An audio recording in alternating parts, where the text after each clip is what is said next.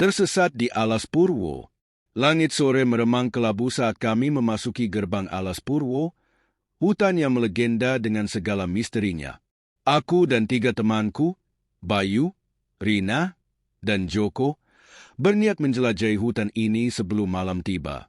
Jalan setapak yang kami lalui semakin mengecil, pepohonan semakin rapat, dan udara terasa lebih dingin meskipun seharusnya masih petang.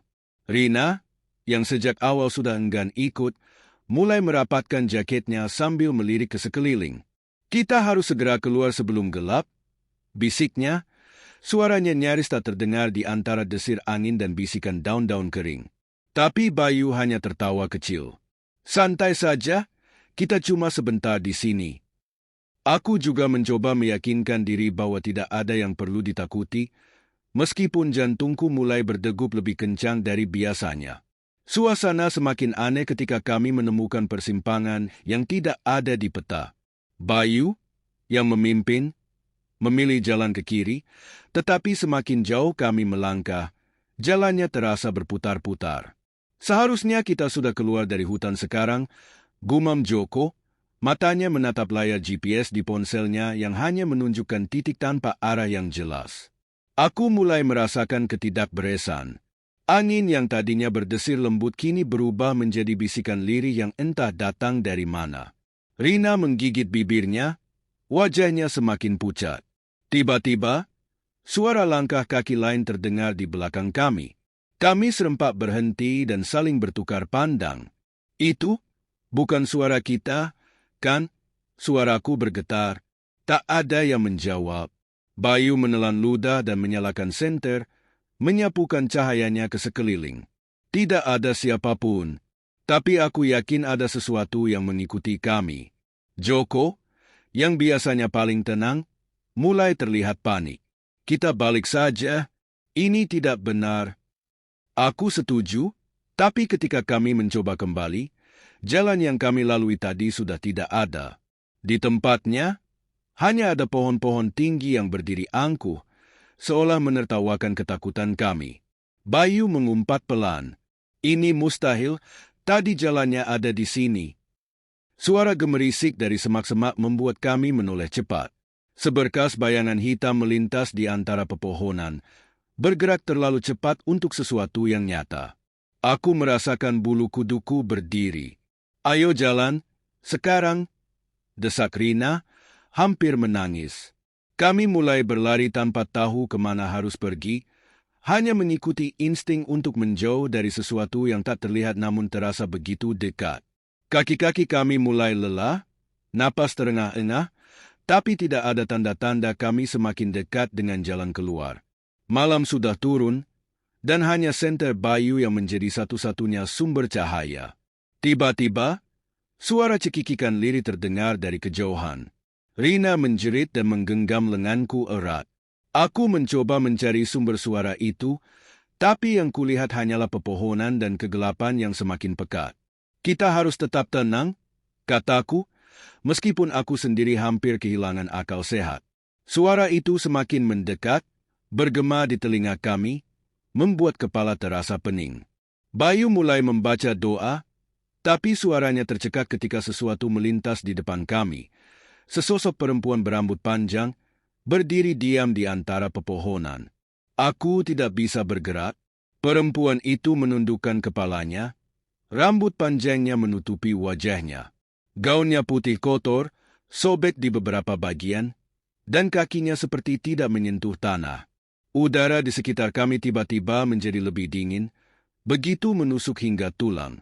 Joko, yang berdiri paling dekat dengannya, mundur perlahan, tapi tiba-tiba perempuan itu mengangkat kepalanya, memperlihatkan wajahnya yang hitam legam dengan mata merah membara. Jeritan menggema di hutan. Aku tidak tahu siapa yang berteriak, mungkin kami semua. Dalam kepanikan, kami berlari tanpa arah, menembus dedaunan dan ranting-ranting tajam yang melukai kulit. Nafasku hampir habis, tapi aku tidak berani berhenti. Di belakangku, aku bisa mendengar suara langkah cepat, lebih cepat dari manusia biasa. Sesuatu sedang mengejar kami. Kami terus berlari tanpa arah, terperangkap dalam kegelapan yang pekat. Napasku tersengal, dada terasa seperti terbakar, tapi aku tidak bisa berhenti. Di belakang, suara langkah itu semakin dekat, diiringi cekikikan yang menggema di antara pepohonan. Rina menjerit lagi, kali ini lebih kencang. Aku menoleh sekilas dan melihatnya tersandung akar pohon besar. Wajahnya pucat pasi, matanya membelalak ketakutan. Bangun, cepat. Aku meraihnya, tapi sebelum tanganku sempat menyentuhnya, sesuatu menarik tubuhnya ke belakang. Rina menjerit histeris, tubuhnya terseret ke dalam semak-semak. Rina? Aku dan Joko berlari ke arahnya, tapi Bayu menahan lenganku. Jangan, kita harus keluar dari sini. Aku menepis tangannya, tidak peduli lagi dengan rasa takut yang mencengkeram. Aku tidak akan meninggalkan Rina. Kami menerobos semak-semak tempat Rina menghilang, dan aku melihatnya di sana, tergeletak di tanah dengan mata kosong, tubuhnya gemetar. Aku berlutut dan mengguncangnya. Rina, sadarlah. Tapi dia tidak menjawab.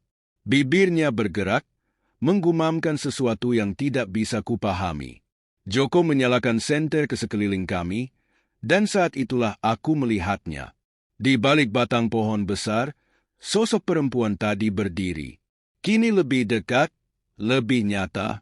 Kulitnya retak seperti tanah kering, matanya menyala merah, dan bibirnya menyeringai lebar hingga hampir menyentuh telinganya. Tubuhku membeku. Bayu menarik lenganku lagi. Suaranya bergetar. Kita harus pergi sekarang. Aku ingin berlari, tapi tubuhku terasa berat. Rasanya seperti ada tangan tak terlihat yang mencengkeram kakiku, menahanku di tempat. Perempuan itu mulai bergerak, langkahnya tidak terdengar, tapi semakin dekat. Bangun, Rina. Ayo pergi. Aku berusaha menarik Rina berdiri, tapi dia tetap kaku. Joko akhirnya menggendongnya, dan kami kembali berlari. Aku tidak berani menoleh ke belakang. Aku tahu dia masih di sana, mengikuti kami, menunggu kami lelah, menunggu kami menyerah. Aku bisa merasakan napas dinginnya di tengkukku, bisikannya menyusup ke telingaku, mengisi kepalaku dengan suara-suara yang membuatku hampir kehilangan akal. Tiba-tiba, di kejauhan, aku melihat cahaya. Samar, redup, tapi itu satu-satunya harapan kami. Itu jalan keluar. Bayu berteriak. Kami mengerahkan sisa tenaga, berlari secepat mungkin. Tapi sebelum kami bisa mencapai cahaya itu, Rina, yang masih digendongan Joko, tiba-tiba mengerang dan menjerit keras. Tubuhnya melengkung ke belakang dengan cara yang tidak wajar. Matanya terbelalak dengan hitam pekat memenuhi bola matanya. Joko kehilangan keseimbangan dan hampir menjatuhkannya. Dari mulut Rina keluar suara yang bukan miliknya, parau, dalam, dan penuh kemarahan. Kalian tidak akan pergi? Aku menjerit, tidak tahu harus berbuat apa. Bayu meraih kantongnya, mengeluarkan pisau lipat dan menggoreskan sedikit darah di telapak tangannya. Jika kau menginginkan seseorang, ambil aku, jangan dia. Suaranya bergetar, tapi matanya menatap lurus ke arah Rina yang kini bukan lagi dirinya. Angin bertiup kencang, suara tawa menyeramkan menggema di sekitar kami. Cahaya di depan semakin redup, seolah menghilang. Aku berpikir, apakah ini akhirnya? Apakah kami benar-benar tidak akan keluar dari sini? Tiba-tiba, suara azan berkumandang dari kejauhan. Samar, seperti datang dari dimensi lain. Sosok Rina yang kerasukan itu berteriak, tubuhnya bergetar hebat sebelum akhirnya jatuh lemas. Cahaya yang tadi hampir padam kini kembali terang, menembus kegelapan hutan. Kami tidak berpikir dua kali. Dengan sekuat tenaga, kami menyeret tubuh Rina dan berlari ke arah cahaya. Udara hangat kami melewati batas cahaya itu, dan ketika aku menoleh ke belakang, berubah. Hutan itu tidak lagi ada. Hanya hamparan tanah kosong yang sunyi. Rina terbatuk, matanya kembali seperti biasa, meski masih terlihat lemah. Aku merasakan air mata menggenang di mataku. Kami selamat. Kami benar-benar selamat. Seorang lelaki tua datang menghampiri kami, mengenakan pakaian sederhana dengan sorban di kepalanya. "Kalian beruntung bisa keluar," katanya dengan suara tenang namun penuh makna. "Tidak banyak yang bisa kembali dari sana." Aku menatapnya, masih gemetar. Apa yang terjadi pada kami?" Lelaki itu hanya menghela napas. "Alas Purwo bukan sekadar hutan. Ia adalah gerbang.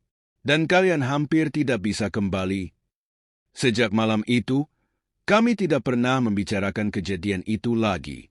Tidak ada yang percaya, dan kami pun memilih untuk melupakan. Tapi terkadang, dalam tidurku, aku masih mendengar suara itu. Bisikan lirih dari hutan yang seolah memanggilku kembali. Sejak malam mengerikan itu, kami berempat memilih untuk tidak lagi membahas kejadian di Alas Purwo. Setiap kali seseorang mencoba mengungkitnya, suasana mendadak berubah canggung dan menyesakkan. Namun, meskipun kami berusaha melupakan, mimpi-mimpi buruk tetap menghantui. Suara bisikan, tawa cekikikan, dan tatapan mata merah itu masih terbayang jelas dalam pikiranku. Aku sering terbangun di tengah malam dengan keringat dingin, merasakan kehadiran sesuatu yang tidak terlihat. Aku tahu aku bukan satu-satunya yang mengalaminya. Bayu, Joko, dan Rina juga berubah. Bayu menjadi lebih pendiam, Joko selalu tampak gelisah, dan Rina, dia yang paling parah. Rina sering mengurung diri di kamar, menolak berbicara dengan siapapun. Orang tuanya bilang dia sering bicara sendiri di malam hari. Suaranya lirih seolah sedang berbisik dengan seseorang yang tak terlihat. Aku mengunjunginya beberapa kali, tapi setiap kali aku melihat wajahnya, aku merasa ada sesuatu yang berbeda. Matanya kosong, seolah jiwanya belum sepenuhnya kembali dari hutan itu. Suatu malam, aku menerima telepon dari ibunya. Suaranya panik. "Rina menghilang." Aku langsung bergegas ke rumahnya bersama Bayu dan Joko. Di kamar Rina, jendela terbuka lebar, dan di lantai ada jejak kaki basah yang mengarah keluar. Yang membuat bulu kuduku berdiri adalah tulisan di cermin kamarnya, tertulis dengan goresan kasar. "Kalian belum selesai." Kami mencari Rina kemana-mana, tapi dia seperti lenyap tanpa jejak. Polisi dikerahkan, warga sekitar membantu, tapi tidak ada petunjuk sama sekali. Aku merasa hancur. Aku tahu ini ada hubungannya dengan apa yang terjadi di Alas Purwo, tapi siapa yang akan percaya? Seminggu kemudian, sesuatu yang lebih mengerikan terjadi. Bayu ditemukan di kamarnya, duduk kaku dengan wajah pucat dan mata terbelalak. Tangannya mencengkeram sebuah catatan dengan tulisan gemetar. "Dia datang untukku. Jangan cari kami." Joko dan aku hanya bisa saling berpandangan dalam ketakutan. Satu persatu, kami menghilang. Aku tahu, cepat atau lambat, giliranku akan tiba.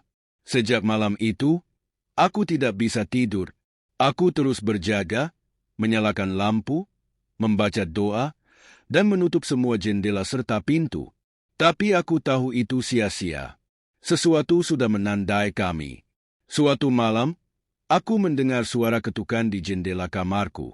Ketukan itu pelan, teratur, seolah seseorang sedang menunggu aku membukanya. Aku tidak berani bergerak. Napasku tertahan saat suara itu berubah menjadi cekikikan yang familiar. Cekikan dari dalam hutan itu. Dengan tangan gemetar, aku mengintip melalui celah tirai. Jantungku hampir berhenti. Di luar jendela, berdiri Rina. Rambutnya acak-acakan, matanya kosong, dan bibirnya tersenyum lebar, terlalu lebar. Aku tidak bisa bergerak, tidak bisa berpikir. Lalu, dia berbicara dengan suara yang bukan miliknya. "Ayo pulang." Aku tidak ingat apa yang terjadi setelahnya. Yang ku tahu, keesokan harinya, Joko datang ke rumahku dan menemukanku terduduk di lantai, memeluk lutut dengan tatapan kosong. Aku tidak bisa bicara, tidak bisa menjelaskan apapun. Aku hanya tahu satu hal, aku tidak bisa melarikan diri. Cepat atau lambat, aku akan kembali ke Alas Purwo, tempat yang seharusnya tidak pernah kami datangi. tempat yang masih menungguku. Setelah malam itu, hidupku tidak lagi sama.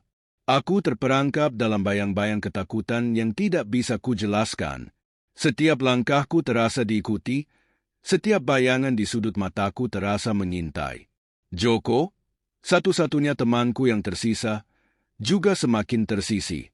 Ia berhenti bekerja, jarang keluar rumah, dan seperti kehilangan semangat hidup. Kami berdua tahu, cepat atau lambat, sesuatu akan datang menjemput.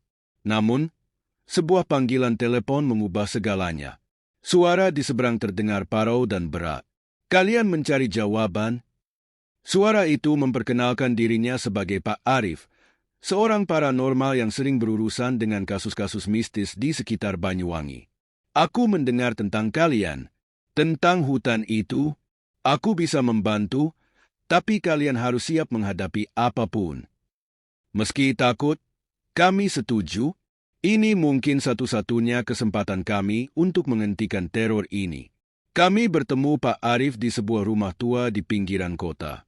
Wajahnya berkerut, matanya penuh pengalaman yang pahit. Di meja depannya, beberapa benda ritual sudah disiapkan. Alas Purwo bukan sekadar hutan. Itu gerbang antara dunia kita dan mereka yang tak terlihat. Kalian telah membuka sesuatu, dan untuk menutupnya, salah satu dari kalian harus kembali. Jelasnya dengan tenang. Kata-kata itu membuat darahku membeku. Maksudnya, salah satu dari kami harus kembali ke sana? Tanyaku, suaraku bergetar. Pak Arif hanya mengangguk pelan.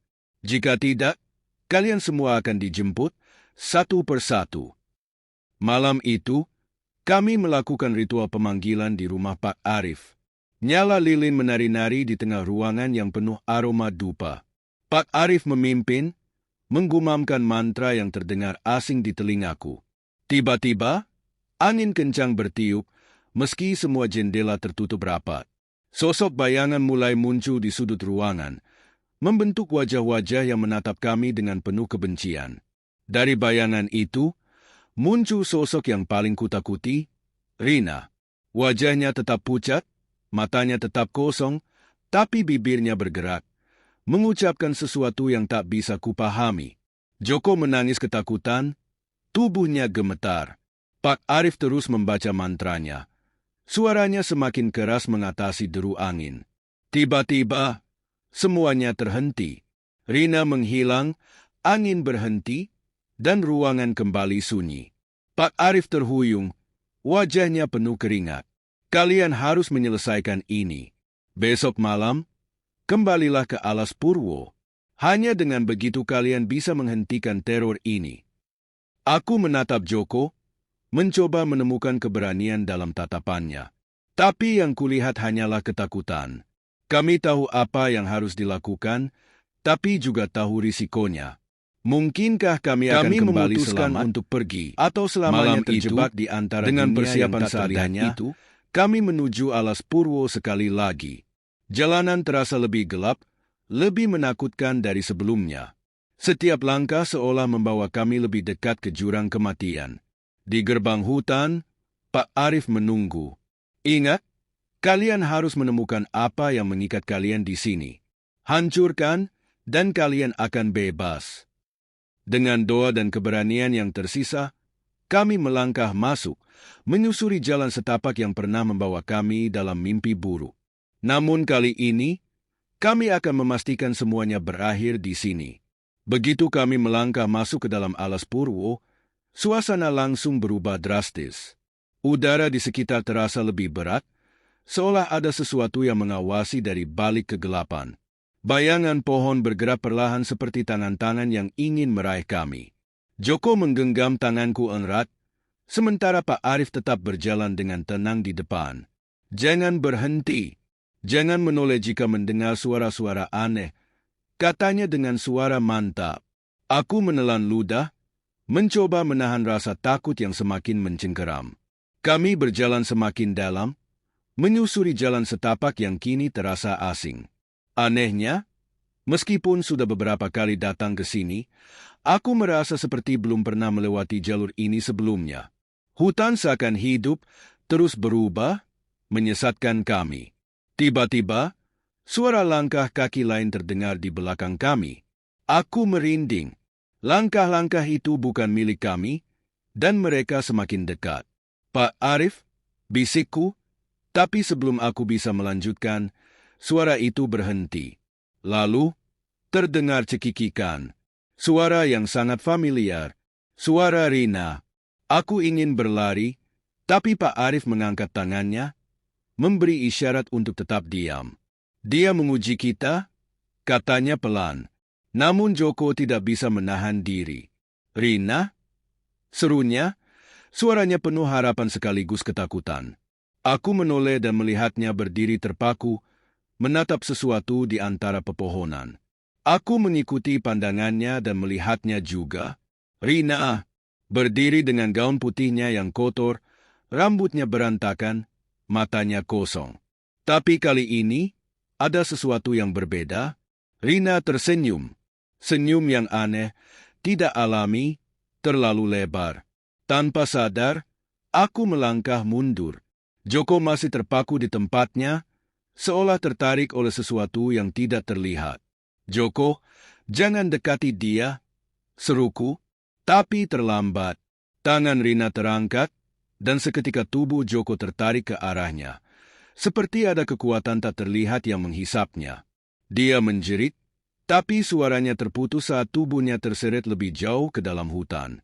Aku berlari mengejarnya, tapi Pak Arif menahan lenganku. Jangan, itu bukan Rina. Aku menoleh ke arahnya, ingin berdebat, tapi dalam sekejap, Joko sudah menghilang ke dalam kegelapan. Yang tersisa hanyalah suara bisikan dan cekikikan yang semakin menggema. Aku gemetar, mataku mulai memanas oleh air mata yang kutahan. Kita harus menyelamatkannya, kataku. Pak Arif menatap lurus ke depan, wajahnya keras. Kita harus menyelesaikan ini. Kalau tidak, semuanya akan berakhir lebih buruk. Aku ingin membantah, tapi aku tahu dia benar. Jika kami tidak menemukan apa yang mengikat kami di sini, kami semua akan lenyap seperti Rina dan Bayu. Dengan hati berat, aku melangkah mengikuti Pak Arif, berharap masih ada cara untuk membawa Joko kembali. Semakin jauh kami berjalan, semakin aneh suasana di sekitar kami. Pepohonan terlihat lebih bengkok, seolah melengkung mengawasi kami. Kabut tebal mulai menyelimuti jalan, membuat jarak pandang semakin terbatas. Di depan, samar-samar aku melihat sesuatu, sebuah bangunan tua, hampir tertelan oleh akar dan lumut. Kita sudah sampai, ujar Pak Arif. Inilah pusatnya. Aku menatap bangunan itu dengan perasaan ngeri. Aku tidak tahu apa yang akan kami temukan di dalamnya, tapi aku bisa merasakan bahwa kebenaran yang tersembunyi di sana akan mengubah segalanya. Aku menatap bangunan tua di hadapanku, tubuhku gemetar. Dindingnya dipenuhi akar pohon yang menjalar seperti urat nadi, dan pintunya terbuka sedikit, seolah mengundang kami masuk. Pak Arif mengambil segenggam garam dari kantongnya dan menaburkannya di sekitar kami. Jangan ragu, begitu kita masuk, kita harus menyelesaikan ini, katanya dengan suara rendah. Aku mengangguk, menelan ludah, lalu melangkah ke dalam, mengikuti Pak Arif yang lebih dulu masuk. Begitu berada di dalam, udara langsung berubah menjadi lebih dingin. Ruangan itu luas, dipenuhi bayangan yang bergerak sendiri meski tidak ada sumber cahaya selain obor kecil di tangan Pak Arif. Dinding-dindingnya penuh dengan tulisan kuno, simbol-simbol aneh yang sepertinya bukan dari dunia ini. Aku merasakan sesuatu menggelitik tengkukku, membuat bulu kuduku meremang. Kita mencari apa di sini? Bisikku, takut mengganggu keheningan menyeramkan ini. Pak Arif menatap ke sekeliling, lalu menunjuk ke tengah ruangan. Itu? Di tengah ruangan ada sesuatu yang tampak seperti altar batu, dipenuhi lilin-lilin yang sudah lama padam. Di atasnya, ada sepotong kain putih yang sudah menguning, dengan bercak merah tua di beberapa bagian. Aku mendekat, merasakan sesuatu yang sangat kuat memancar dari benda itu. Ini? Tanyaku ragu. Pak Arif mengangguk. Ini adalah pusat dari semua teror yang kalian alami. Benda ini mengikat arwah-arwah di tempat ini. Jika kita menghancurkannya, kalian bisa bebas. Aku mengulurkan tangan, tapi tiba-tiba suara jeritan menggema di ruangan itu. Aku terlonjak mundur. Dari sudut-sudut ruangan, bayangan mulai bergerak, membentuk sosok-sosok manusia dengan mata kosong dan senyum mengerikan. Salah satu dari mereka adalah Rina. Dia berdiri di dekat altar, menatapku dengan tatapan tajam. "Jangan sentuh," suaranya terdengar bergema, seperti berasal dari tempat yang jauh. Tubuhnya gemetar, lalu bergerak dengan cara yang tidak wajar, seperti sesuatu sedang mengendalikannya. Aku mundur, tapi Pak Arif mencengkeram bahuku. "Jangan takut, ini hanya ilusi. Mereka mencoba menghentikan kita," katanya tegas. Aku mengangguk, meski tubuhku masih gemetar. Dengan tangan gemetar, aku meraih kain itu, tapi sebelum sempat menariknya, angin kencang bertiup dari arah yang tidak diketahui, membuat ruangan bergetar. Lantai mulai retak, dan jeritan semakin keras. Tiba-tiba, Joko muncul dari balik bayangan. Matanya penuh ketakutan, wajahnya penuh keringat. "Tolong, aku tidak bisa keluar," suaranya parau. Aku ingin berlari ke arahnya, tapi Pak Arif menahanku lagi. "Itu bukan Joko," katanya dingin. Aku menoleh ke arah Pak Arif, bingung. "Bagaimana kau tahu?" tanyaku. Tapi sebelum dia menjawab, sosok Joko mulai berubah. Wajahnya merekah menjadi senyum lebar yang tidak alami. Matanya menjadi dua lubang hitam kosong. "Pulanglah bersamaku," katanya. Suaranya berubah menjadi bisikan melengking. Aku menjerit dan menarik kain di atas altar dengan sekuat tenaga. Begitu kain itu terlepas, seluruh ruangan bergetar hebat. Sosok-sosok bayangan itu menjerit, mencair seperti lilin yang meleleh. Rina, atau sesuatu yang menyerupai Rina, menatapku dengan marah sebelum tubuhnya hancur menjadi kabut hitam. Joko menghilang bersama mereka, hanya menyisakan keheningan yang menyiksa.